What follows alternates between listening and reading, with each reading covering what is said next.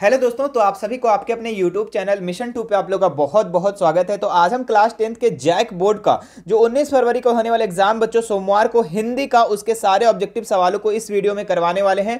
ठीक है, तो सभी प्रश्नों को आपको अच्छे से देखना है, अच्छे से समझना है और याद कर लेना है। ठीक है, सारे के सारे प्रश्न आपके एग्जाम के लिए इंपॉर्टेंट है। तो चलिए शुरू करते हैं और फटाफट ये 30 ऑब्जेक्टिव सवालों को हम लोग स्पीड में देख लेते हैं। ठीक है, देखिए सबसे पहले आपको एक गद्यांश दिया रहेगा। इस गद्यांश को आपको बहुत ही ध्यान से पढ़ना, इससे रिलेटेड कुछ सवाल पूछे जाएंगे, 5 सवाल, उस 5 का जवाब देना है।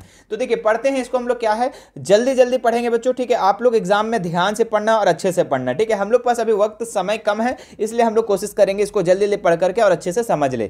क्या है, प्राकृतिक का संतुलन बिगाड़ने की दिशा में मनुष्य 200-300 वर्षों के दौरान इतना अधिक बढ़ चुका है कि वो अब पीछे हटना असंभव सा लगता है। बिल्कुल, प्राकृतिक का जो संतुलन बिगाड़ने में मनुष्य का हाथ है। ठीक है, 2-300 वर्ष में इतना ज्यादा बढ़ गया है कि अब वो पीछे नहीं हट सकता है। जिस गति से हम विभिन्न क्षेत्रों में प्राकृतिक संतुलन बिगाड़ते रहे हैं, उनमें कोई भी व्यवहारिक नहीं प्रतीत होती। मतलब कि हम मनुष्य प्रकृति को बर्बाद कर दे रहे हैं। ठीक है, क्योंकि हमारी अर्थव्यवस्थाएं और दैनिक आवश्यकताएं उस गति के साथ जुड़ गई है।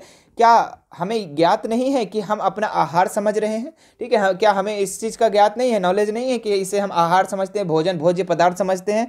वह वस्तुतः हमारे दैनिक विष है। ये क्या है? दैनिक विष है भाई, दैनिक विष याद रखिएगा। ठीक है, जो आहार है ना, जो भोज्य पदार्थ, वो आपका दैनिक विष है, जो सामूहिक आत्महत्या की दिशा में हमें लिए जा रहा है। ठीक है, चलिए आगे क्या है, जंगलों को ही ले लो। ठीक है, यह प्रकट तथ्य है कि विभिन्न देशों की वन संपत्ति अत्यंत तीव्र गति से छीन होती जा रही है। छीन मतलब कि नष्ट होती जा रही है। ठीक है, भारत के विभिन्न प्रदेशों से, विशेषकर पूर्वांचल के राज्यों उत्तराई, ठीक है, और उत्तर प्रदेश, हिमाचल प्रदेश और जंगल के भारी संख्या में काटे जा रहे हैं। खूब अच्छी तरह यह जानते हुए भी कि जंगलों को काटने का मतलब होगा कि भूमि आरक्षित करना, बाढ़ों को बढ़ावा देना, मौसम के बदलने में सहायक बनना। ठीक है, तो चलिए अब इससे कुछ सवाल पूछे गए हैं, फटाफट हम लोग जवाब करते हैं। क्या दिया हुआ है, हमारा दैनिक विष क्या है? तो आप लोग हम बताए थे क्या, आहार, भोज्य पदार्थ। भोज्य पदार्थ क्या है? ये हमारा दैनिक विष है। ठीक है, ऊपर में लिखा हुआ था। चलिए अगले सवाल की तरफ बढ़ते हैं हम लोग। क्या दिया हुआ है, प्राकृतिक का संतुलन बिगाड़ने का काम कौन कर रहा है? तो ये क्या कर रहा है? मानव कर रहा है, इंसान कर रहा है, मनुष्य कर रहा है। तो ऑप्शन नंबर 1 इसका राइट हो जाएगा।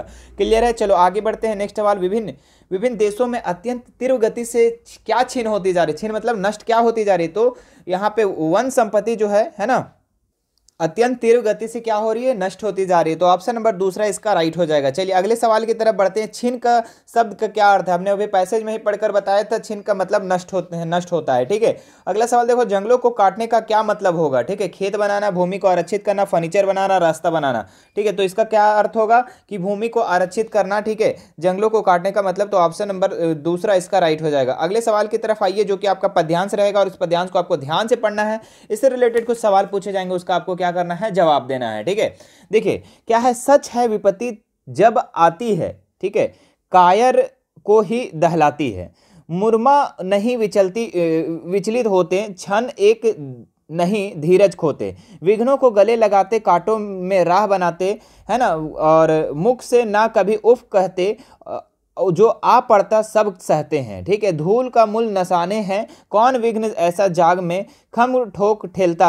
और जब नर मानो जब जोर से जगता है, संकट में है संकट चरण में गहते हैं, उद्योग नित रहते हैं, यड़ खुद छाने हैं को। ठीक है, विपत्ति पर टिक सके वीर नर के, मग पर्वत के जात पांव उखाड़ पत्थर पानी बन जाता है। ठीक है, तो देखिए ये इस चीज को हम लोग पढ़ लिए, लेकिन आप लोग क्या करना पता है? आप लोग क्या करना, पहले क्वेश्चन को पढ़ लेना। ठीक है, जब क्वेश्चन को पढ़ लोगे तो आपको समझ में आ जाएगा कि क्वेश्चन कैसा पूछा जा रहा है, पूछा जाएगा। उसके बाद पैसेज को पढ़ोगे ना, तो आप लोग को समझ में आ जाएगा, अरे इसका आंसर तो यहीं पर है। ठीक है, इसलिए आप लोग कोशिश करना कि मेरा जो मानना है, हम क्या करते हैं हमेशा कि पहले क्वेश्चन को पढ़ते हैं। जो पैसेज आता है ना, जो गद्यांश आता है, पद्यांश आता है, उसका हम लोग क्वेश्चन को पहले पढ़ते हैं। क्वेश्चन को पढ़ के उसके बाद समझ में आ जाता है कि क्वेश्चन वो कहाँ से है, उसके बाद पढ़ते हैं पद्यांश को और उससे रिलेटेड तुरंत दे देते हैं। तो हम यहाँ पे तो खैर तो पहले गद्यांश पढ़ रहे हैं, लेकिन आप लोगों को कोशिश करना है पहले क्वेश्चन को पढ़ना है। ठीक है, चलिए अगला, विपत्ति आने पर कौन डरते हैं? ठीक है, सुरमा, कायर, दयालु, वीर। ठीक है, तो विपत्ति आने पर कौन डर जाता है? जो कायर होता है भाई, कायर जो होता है वो विपत्ति आने पर डर जाता है। ऊपर में हमने अभी जस्ट पढ़ा। विपत्ति आने पर कौन विचलित नहीं होते? जो क्या होते हैं? सुरमा होते हैं। सुरमा जो होते हैं बच्चों, मतलब कि जो ताकतवर है ना, कायर नहीं। ठीक है, डरपोक, दुखी, ये सब तो विपत्ति आने पर डर जाता है, लेकिन सुरमा जो है बच्चों, ये आपका विपत्ति आने पर नहीं डरते हैं। देखिए दोनों का जो यहाँ पे था लिखा हुआ, ठीक है। सच है कि विपत्ति जब आती है तो कायर ही दहलाती है, कायर क्या हो जाती है, डर जाती है, ठीक है। और यही चीज क्या है, सुरमा जो है नहीं विचलित होती है, ठीक है। तो ये दोनों आंसर एक ही लाइन में था आपका, तो टेंशन नहीं है। अगला सवाल देखो क्या है, पत्थर पानी कब बन जाता है, तो जब मानव जोर लगाता है, जब कायर भाग जाते हैं, जब मानव भाग जाता है, जब मानव ना मेहनत करे, ठीक है। तो इसका जो राइट आंसर हो जाएगा जब मानव जोर लगाता है, पत्थर भी पानी बन जाता है। ऐसे बोलते हैं ना कि अरे तुम करो तो भाई करो, तुम उतना करो पत्थर पानी बन जाएगा, मतलब ऐसे बोलते हैं ना कि तुम जोर लगाओ, तुम मेहनत करो, ठीक है, पत्थर भी पानी बन जाएगा, ऐसा मानना है, ठीक है। चलिए क्या है, सूल का पर्यायवाची लिखें, ठीक है। तो फूल, पत्ती, फल, कांटा, ठीक है। तो सूल का क्या अर्थ होता है बच्चों, तो यहाँ पे आप देखें तो कांटा, कांटा क्या होता है, सूल का पर्यायवाची शब्द होता है। मानव शब्द का विलोम क्या है, तो मानव मनुष्य नहीं होगा, जानवर, दानव, देवता, तो यहाँ पे मानव का जो हो जाएगा आपका दानव, मानव का उल्टा क्या हो जाएगा, दानव हो जाएगा, याद रखिएगा, ठीक है। पर्यायवाची ये विलोम शब्द में भी आ सकता है। अगला सवाल देखिए क्या है, निम्नलिखित प्रश्नों को विकल्प का चयन करें, इनमें से किस वाक्य में सकर्मक क्रिया नहीं है, सकर्मक जिसमें कर्म ना हो, ठीक है, जिसमें कर्म हो, ठीक है। तो यहाँ पे सकर्मक नहीं पूछ रहा है, तो मतलब अकर्मक होना चाहिए। तो सोहन देर तक सोता है, ठीक है, क्या है, सोहन देर तक सोता है। राम पत्र लिखते, इसमें तो आपका सकर्मक हो गया, क्योंकि पत्र क्या है, कर्म लगा हुआ है। मैंने उसे पुस्तक दे दो, पुस्तक भी आपका कर्म है। विद्यार्थी कक्षा में पढ़ रहे हैं, ठीक है, तो कक्षा में ये आपका कर्म है। लेकिन यहाँ पे बच्चों सोहन जो है देर तक सोता है, ये आपका कर्म नहीं है, क्योंकि यहाँ पे है ना ये कर्म पे जोर भी नहीं पड़ रहा है, यहाँ पे एकदम डायरेक्ट किस पे प्रभाव पड़ रहा है, तो सोहन पे प्रभाव पड़ रहा है, ठीक है। यहाँ पे कर्म है ही नहीं, तो ऑप्शन नंबर 1 इसका राइट हो जाएगा। चलिए अगले सवाल की तरफ बढ़िए। क्या है, जिस वाक्य में कर्ता और क्रिया उपस्थित होते हैं किंतु कर्म ना हो उसे क्या कहते हैं, तो उसको अकर्मक क्रिया कहते हैं, आप लोग को पता है, ठीक है। मतलब कि जिसमें कर्ता हो, जिसमें क्या हो, कर्ता हो, क्रिया हो, लेकिन कर्म ना हो, जिसमें कर्म ना हो, तो याद रखिएगा जिसमें कर्म ना हो उसको हम लोग अकर्मक क्रिया कहते हैं। ऑप्शन नंबर 1 इसका राइट हो जाएगा। और जिसमें तीनों चीज हो उसको सकर्मक क्रिया, ठीक है। चलिए अगला सवाल आ जाओ। गुरु का एक अर्थ होता है शिक्षक, बिल्कुल गुरु का एक अर्थ शिक्षक होता है, लेकिन दूसरा क्या होता है भाई, दूसरा क्या होता है, तो दूसरा आपका हो जाता है भारी, ठीक है। क्या होता है, एक भारी होता है, ठीक है, याद रखिएगा। गुरु का एक अर्थ होता है शिक्षक और एक और गुरु का अर्थ होता है भारी, ठीक है। मतलब ऐसे नहीं होता है कि कोई एक सेंटेंस को उसको हम लोग दो जगह यूज करते हैं, तो उसी टाइप से, ठीक है। एक गुरु का मतलब हो गया शिक्षक, एक दूसरा आपका भारी। अगला क्या है, प्रधानाध्यापक। प्रधान जो अध्यापक किस समास का उदाहरण है, ठीक है। देखिए प्रधानाध्यापक, यहाँ पे प्रधान बोल रहा है, ठीक है। प्रधान जो है ये अध्यापक किस, प्रधानाध्यापक प्रधान है जो है ना अध्यापक, किस समास का उदाहरण है, ठीक है। तो ये आपका कर्मधारय समास का हो जाएगा, ठीक है। प्रधान है वो अध्यापक है ना, कर्मधारय इसका राइट आंसर हो जाएगा। चलिए अगले सवाल की तरफ आइए। यथाशक्ति कौन सा समास है, तो याद रखिएगा मेरे प्यारे बच्चों, यथाशक्ति ये आपका अव्यय भाव हो जाएगा। अव्यय भाव जितना भी, देखिए ज़्यादा कोशिश करना, यथा अगर कोई भी सेंटेंस का आगे पहले लग गया ना तो कोशिश करना है आपको अव्यय भाव ही होगा। इस चीज़ को आप लोग एक नोटिस कर लो, ठीक है। मेरी इच्छा है कि मैं डॉक्टर बनूं, ठीक है। यह कौन सा वाक्य है, काफ़ी इंपॉर्टेंट है, ठीक है। मेरी इच्छा है, मेरी इच्छा है, क्या इच्छा है भाई, क्या हो रहा है, आश्रित वाक्य हो रहा है, क्या हो रहा है भाई, आश्रित वाक्य हो रहा है, ठीक है। तो आश्रित वाक्य कब होता है, जब एक वाक्य प्रधान हो, ठीक है, और दूसरा क्या हो, आश्रित वाक्य हो, ठीक है। मेरी इच्छा है, क्या इच्छा है, इंजीनियर बनूं, डॉक्टर बनूं, तो क्या लग रहा है कि आपको आश्रित, सर क्या बोलेंगे, ठीक है। हम अगर बोल दे मेरी इच्छा है, ठीक है, मेरी इच्छा है, ठीक है, तो सर आप लोग सोचेंगे कि सर क्या बोलना चाह रहे हैं, क्या इच्छा है, आप लोग सोचेंगे ना। तो क्या हो रहा है, आसरा, आप लोग आसरा कर रहे हैं, ठीक है, आश्रित कर रहे हैं। तो वैसे वाक्य को हम लोग मिश्रित वाक्य कहते हैं, ठीक है। मेरी इच्छा है कि मैं टीचर बनूं, है ना। तो ये आपका किस तरीके से जो भी सेंटेंस होता है आश्रित वाक्य, वो आपका मिश्र वाक्य होता है, ठीक है। और ये तो पता ही आपका सरल संयुक्त तो है ना। अगला सवाल की तरफ आइए। मीरा के द्वारा पुस्तक पढ़ी गई, कौन सा वाच्य, जब भी द्वारा लग गया मेरे प्यारे बच्चों, ठीक है, आपको दो चीज को देखना है, ठीक है। तीन चीज यहाँ पे होता है, कर्तृवाच्य, कर्मवाच्य, भाववाच्य, ठीक है। कर्तृवाच्य जब कर्ता पे प्रभाव पड़े, ठीक है, जब कर्ता पे भार पड़े, ठीक है, तो वो आपका कर्तृवाच्य। कर्मवाच्य जो होगा वो आपका कर्म पे प्रभाव पड़ता है, ठीक है, किस पे, कर्म पर जोर पड़ता है। तो यहाँ पे देखिए आप, मीरा क्या है, कर्ता है, पुस्तक क्या है, कर्म है। अब देखिए जोर किस पे पड़ रहा है भाई, मीरा के द्वारा पुस्तक पढ़ी गई, क्या पढ़ी गई, पुस्तक पढ़ी गई, तो ये आपका कर्म पर जोर पड़ रहा है, ठीक है। लेकिन यही चीज रहता मीरा ने पुस्तक पढ़ी, तो ये क्या हो जाता है, कर्तृवाच्य। लेकिन यहाँ पे मीरा के द्वारा, तो जब भी द्वारा वगैरह लग जाता है तो ये आपका कर्मवाच्य में हो जाता है। अगला सवाल की तरफ, मुझसे चला नहीं जाता, कौन सा वाच्य है, मुझसे चला नहीं जाता, ठीक है। तो ये कौन सा वाक्य हो जाएगा बच्चों, तो ये आपका भाववाच्य हो गया। देखिए क्या हो रहा है, भाव हो रहा है, ठीक है। ऑप्शन नंबर 2 इसका राइट होगा। ऊपर नीचे कोई दिक्कत नहीं। मुझसे चला नहीं जाता, उसका फीलिंग बता रहे भाई, मुझसे चला नहीं जाता, मुझसे खाया नहीं जाता, मुझसे जाया नहीं जाता, मुझसे पीटा नहीं जाता, मुझसे नाचा नहीं जाता। तो इस तरीके से जो भी आपका सेंटेंस होता है वो भाव बता रहा है, वहां पे आपका फीलिंग को बता रहा है। चलिए अगले सवाल की तरफ आते हैं हम लोग।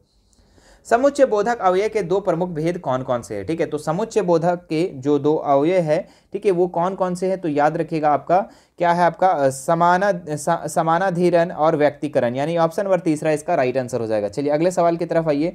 पिता और पुत्र दोनों घूमने जा रहे हैं, इसमें समुच्चय बोधक अवयव कौन है? ठीक है, तो और जो है बच्चों बीच वाला जो है ना, बीच वाला जो और है, ये आपका क्या है, समुच्चय बोधक। क्या करता है, एक सेंटेंस, एक चीज को दूसरे चीज से जोड़ता है। ठीक है, तो ऑप्शन नंबर 2 इसका राइट हो जाएगा। चलिए अगले सवाल की तरफ आइए, जो कि पद्यांश है, गद्यांश है, और इसको आपको पढ़ करके इसका जवाब देना है। ठीक है, इसको आप लोग पढ़ लो मेरे प्यारे बच्चों। ठीक है, कि पढ़ दे, चलो पढ़ ही देते हैं, क्या दिक्कत है? अरे 2 मिनट वीडियो ज़्यादा लंबा हो जाएगा, क्या दिक्कत है, फटाफट पढ़ देते हैं। कितना प्रमाणिक था कि उसका दुख लड़की को दान में देते वक्त जैसे ही उसकी अंतिम पूंजी हो, लड़की अभी सयानी नहीं थी, ठीक है, और अभी इतनी भोली सरल थी कि उसे सुख का आभास तो होता था लेकिन दुख बाँचना नहीं आता था। पाठिका थी वह धुंधले प्रकाश की कुछ तुर्कों के लयबद्ध पंक्तियों की। ठीक है, तो ये आपका दिया हुआ है। अब इससे कुछ सवाल पूछा गया है, उसको हम लोग देखते हैं। कवि ने किसके दुख को प्रमाणिक कहा है? भाई के, माँ के, पति के, बहन के। ठीक है, तो इसका जो राइट आंसर हो जाएगा आप लोगों का माँ के इसका राइट आंसर हो जाएगा। ठीक है, चलिए अगले सवाल की तरफ है। माँ ने अंतिम पूंजी किसे कहा गया? कितना बार बता चुके, बेटी को। बेटी को किस क्या बोला है? अंतिम पूंजी माँ, है ना, क्योंकि वो ससुराल चली जाएगी, है ना। क्या है, दुख बांचना से क्या अभिप्राय है? ठीक है, तो दुख का बांचना का मतलब हो गया बच्चों कि दुख को गहराई से अनुभव करना, फील करना, है ना, यही चीज आपका क्या होता है, दुख बांचना। वो दुख काफी बांचा है ना, मतलब वो दुख को काफी गहराई से अनुभव किया है। ठीक है, चलिए धुंधला प्रकाश किसका प्रतीक है? ठीक है, तो धुंधला प्रकाश किसका प्रतीक है?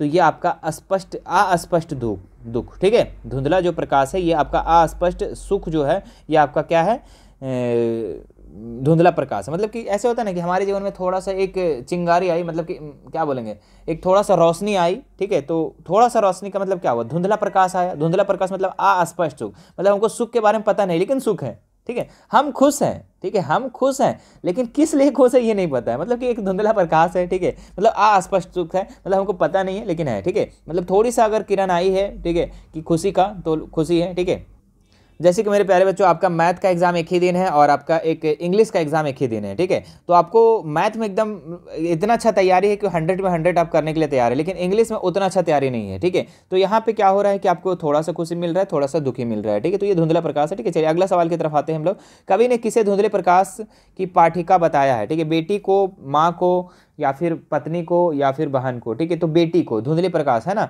ये क्या है कि कुछ दिनों का मेहमान है। ठीक है, ये फिर कहाँ चली जाएगी, ये फिर ये ससुराल चली जाएगी, है ना।